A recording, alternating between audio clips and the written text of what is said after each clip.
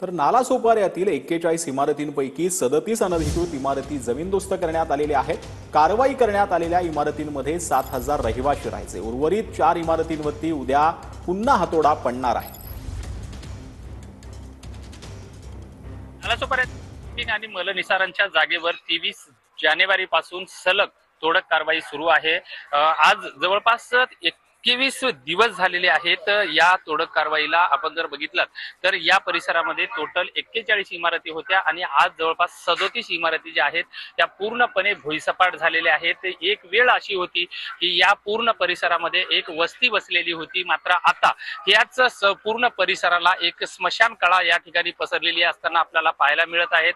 जवळपास 7,000 लोक जे आहेत या सर्व 41 इमारतीमधले बेघर झालेले आहेत। मात्र या परिसरामधला मुख्य प्राण्यांना सुद्धा याचा फटका बसला असून या ठिकाणचे जे मोकाट कुत्रे असतील, या ठिकाणचे जनावर असतील, पाळीव प्राणी असतील, हे सर्वच या पडलेल्या इमारतीमुळे या ठिकाणी आज कुठेतरी बेघर झाले असल्याचं आपल्याला पाहायला मिळत आहे। विजय गायकवाड, TV9 मराठी, नालासोपारा।